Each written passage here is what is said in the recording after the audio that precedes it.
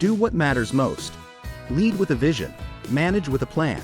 Prioritize Your Time by Rob Schallenberger and Steve Schallenberger. 10-minute book summaries by the Empowered Leader. Do What Matters Most can help you make the most of your time, become more productive, and keep your focus on what's important.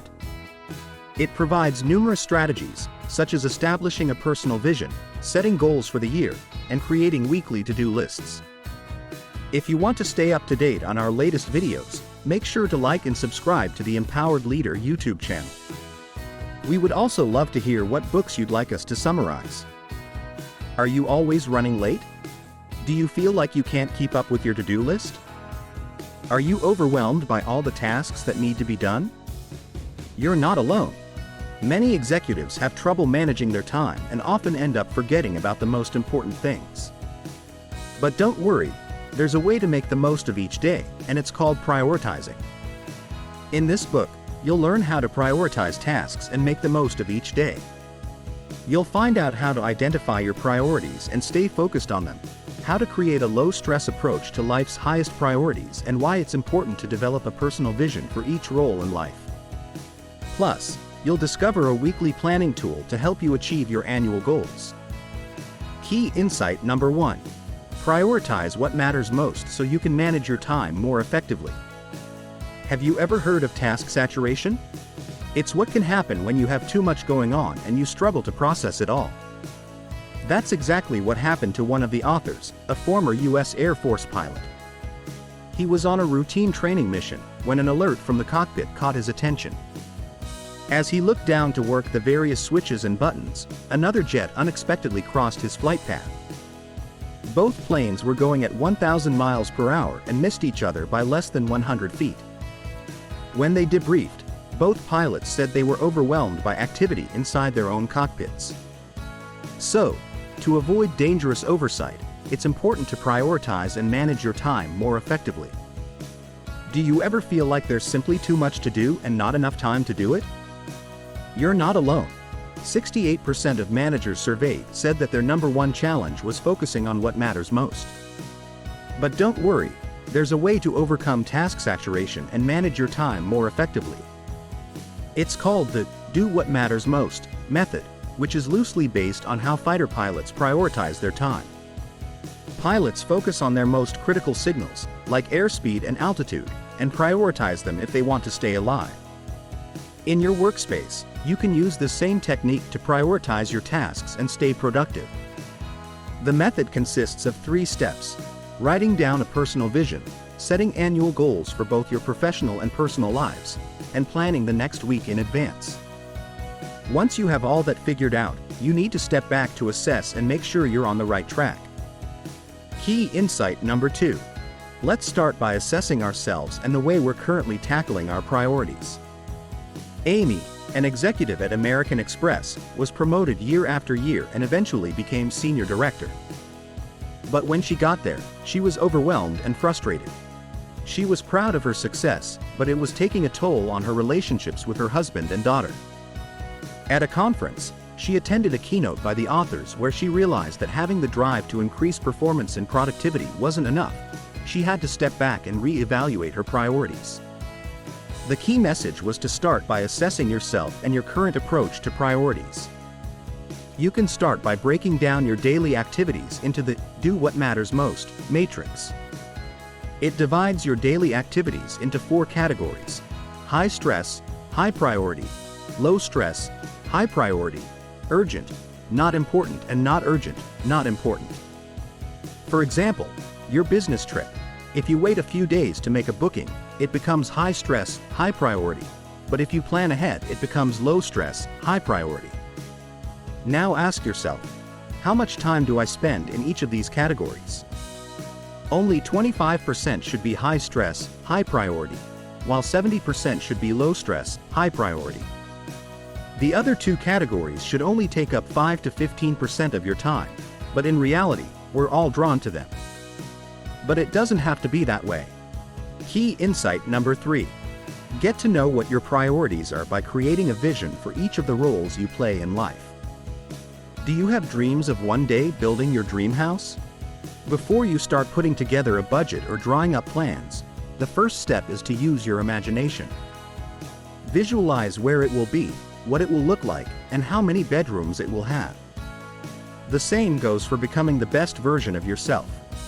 Before you can decide how to get there, you need to form a personal vision. This is a vivid mental image of where you want to be in the future.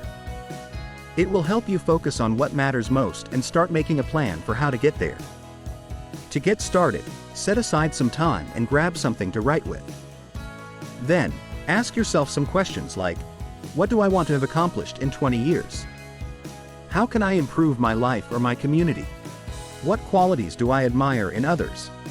Next, write out the different roles you have in life, like parent, partner, manager, or employee. Under each one, jot down your specific vision for it. Use the present tense and be as descriptive as possible. You should feel excited and maybe even a little uncomfortable, because your vision is meant to help you grow. Key insight number 4. If you want to increase your productivity, it's a good idea to come up with annual goals that you can track and actually accomplish. One night, a father was working late, skipping dinner with his family again. His young son walked up to him and asked, "Dad, how much do you earn in an hour?" The father answered, $40, and the son replied, "Can I have $20? Frustrated by the interruption, the father snapped at his son to go to bed. But when he heard sniffles from the bedroom, he felt guilty and went up to his son's bedside, handing him $20. The boy, now grinning, reached for the piggy bank under his bed and put all his money together. He counted it up, held the coins and notes to his dad and said, "Now that I have $40, can I buy an hour of your time?" This touching tale serves as a reminder of why it's important to focus on what matters most. The way to do that is by setting annual goals in both your professional and personal life. To achieve this, start by writing down all your roles in life and setting annual goals for each one.